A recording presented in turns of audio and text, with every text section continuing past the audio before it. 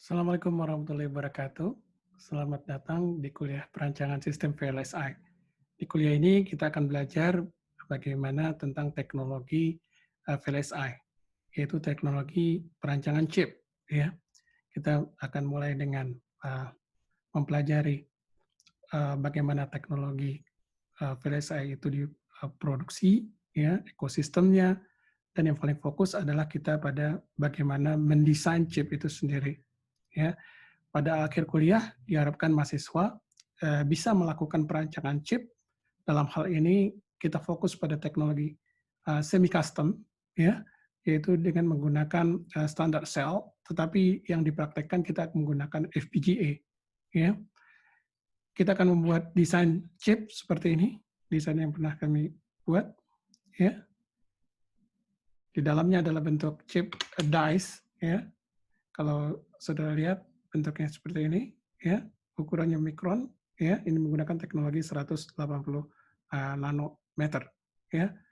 Selamat belajar, semoga yang mempelajari dari video ini, ya, bisa mempelajari tentang teknologi perancangan chip. Terima kasih.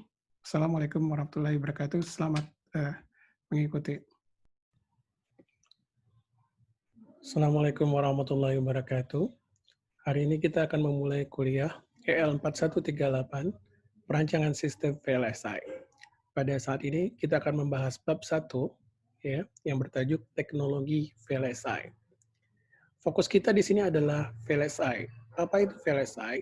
VLSI adalah Very Large Scale Integrated Circuit. Ya. Integrated Circuit kita biasa kenal juga dengan IC atau chip. Jadi ini adalah merupakan VLSI adalah merupakan chip yang mengintegrasikan, ya, banyak transistor dengan jumlah yang sangat besar. Bab 1 ini kita akan bagi beberapa bagian. Bagian pertama ini terkait dengan perkembangan teknologi VLSI. Seperti kita ketahui bahwa perangkat elektronika terbentuk dari komponen-komponen yang disebut dengan rangkaian integrasi, ya, atau biasa juga kita menyebutnya mengenai aktif komponennya, ya. Rangkaian integrasi ini disebut dengan integrated circuit atau disingkat menjadi IC atau chip. Gambar kiri ini menunjukkan, ya, sebuah chip. Ya, kalau kita buka dalamnya, ya, biasa kita lihat ada yang berbentuk hitam ini, ya. Di sini kita lihat di dalamnya adalah dice, ya. Di sinilah terbentuk transistor yang terintegrasi. Kemudian di dalam dice ini terintegrasi terhadap luar dalam bentuk wire bond, ya. Yang di bagian luar ini adalah bentuk pin-pinnya, ya. Wire bond ini terdiri dari interkoneksi yang terbentuk dari emas, ya. Dia ditaruh dalam sebuah lead frame, ya, dalam bentuk metal supaya dia bisa disolder ke PCB board, ya. Dan chip ini kemudian dienkapsulasi dalam bentuk plastik disebut dengan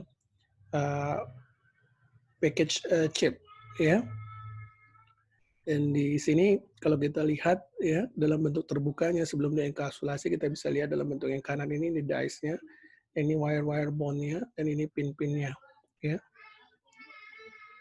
Nah, ini lebih dekat kita lihat, ya, dalam bentuk die, ya, yang terintegrasi dengan wire bond, ya.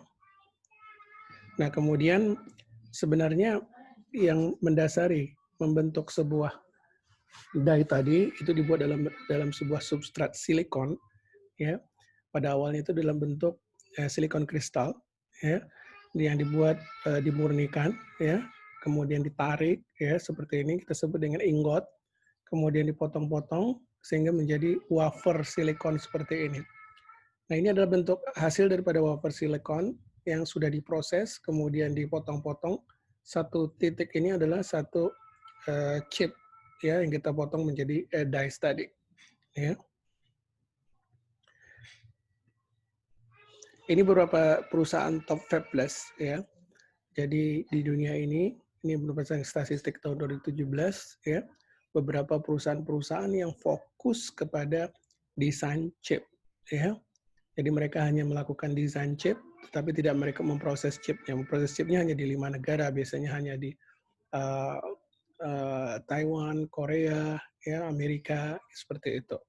Ya, perusahaan-perusahaan yang top dalam melakukan desain, karena kita fokus di sini adalah di desainnya. Sebagai contoh adalah di perusahaan Qualcomm ya, dari US. Seperti saudara tahu, perusahaan ini banyak membuat smartphone.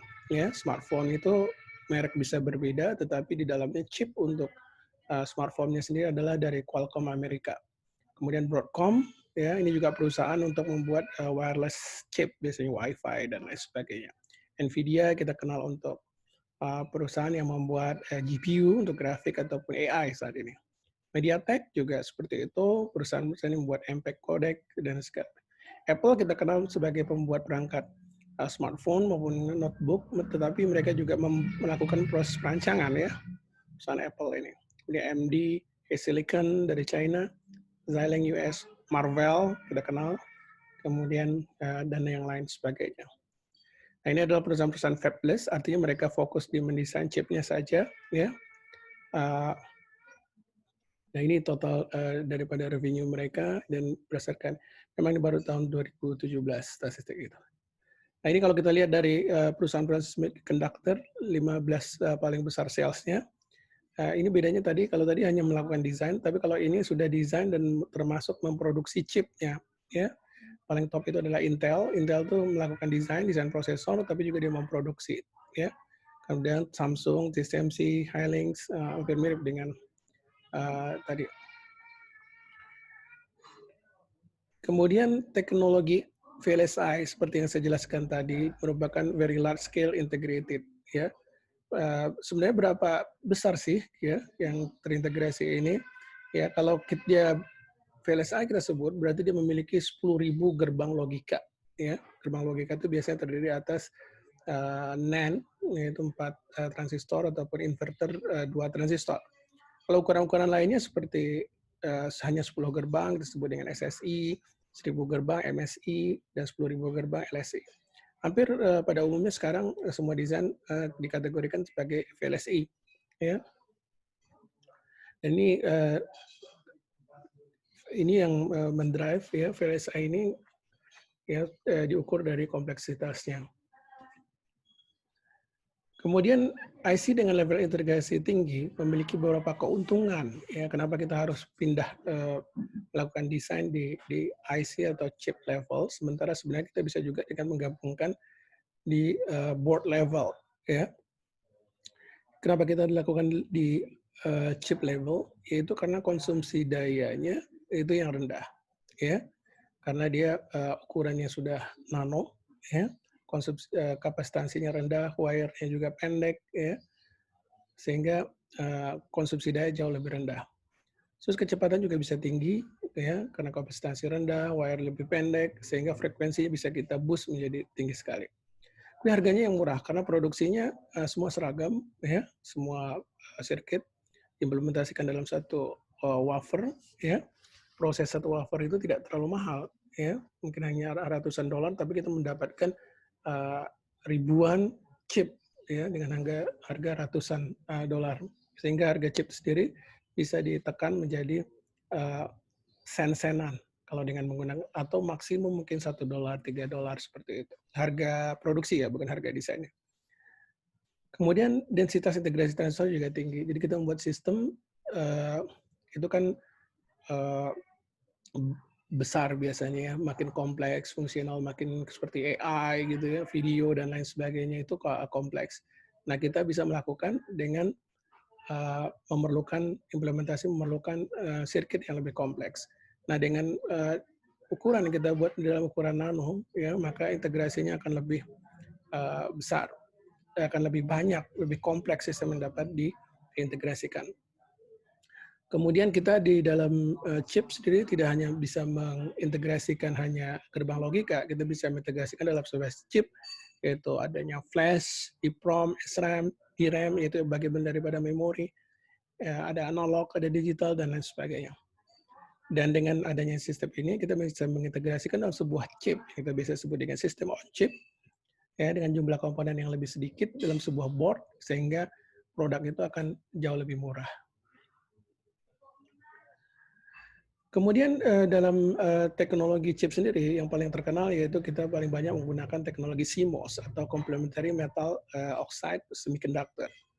CMOS mempunyai keunggulan yaitu disipasi daya yang kecil, ya, karena dia hanya biasanya konsumsi daya hanya terjadi pada saat switching, ya. Pada saat stabil tidak terjadi konsumsi daya, ya. Karena saat switching, karena bagian pull up dan pull down-nya tersebut ada kemungkinan tidak terjadi switching yang bersamaan, ya akibatnya akan ada short ya dari VDD ke ground. Salah satu penyebabnya. Kemudian juga ada arus bocor dan lain sebagainya.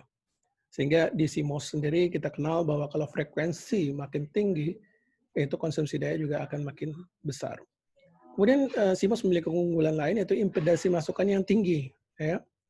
Hal ini akan lebih efektif dalam menggunakan daya. Ya, dan dapat juga digunakan untuk menyimpan sementara informasi baik rangkaian logika maupun rangkaian memori. Kemudian ukuran yang semakin kecil, hanya memungkinkan untuk mempunyai tingkat integrasi yang sangat tinggi dalam satu chip. Ini adalah ilustrasi desain dari sebuah chip, ya, dalam bentuk kita potongan vertikalnya dan dilihat dari atas. Ini adalah potongan vertikalnya, kita lihat dari sebuah gerbang NMOS yang biasa dipakai di CMOS, ya. Di sini ada difusi N, kemudian ada gate dari polysilicon, kemudian source dan drain terhubung dengan metal, ya, seperti itu. Nah, ini bentuk dari fisik kalau kita potong. Kemudian dari atas kita lihat ada bentuk polysilicon dan ada bentuk difusi. Jadi bisa kita lihat bahwa membuat daripada CMOS ini cukup sederhana. Layernya tidak begitu banyak, ya, dan dia cukup presisi, ya. Nah ini kalau kita nanti membuat layoutnya, ini bentuknya seperti ini. Ini merupakan lapisan-lapisan mask, ya, dari buah transistor, ya. Nah di sini adalah bagian PMOS, ya, dan ini bagian NMOS, ya. Di input dari metal dan output dengan metal juga, ya. Nah di sini adalah difusi P dan di sini ada difusi N. Bagian atas terhubung dengan VDD, di bawah terhubung dengan VSS, ya. Nah, layout inilah yang dikirim ke chip foundry, tempat memproses dari sebuah chip, ya, ya, yang kita kirim. Sementara pada saat simulasi kita bisa menggunakan skematik untuk melihat voltage, arus dan lain sebagainya, ya, transistor PMOS dan transistor NMOS. Terima kasih. Itu adalah bagian pertama daripada kuliah saya ini. Saya tutup. Kita akan lanjutkan ke bagian kedua.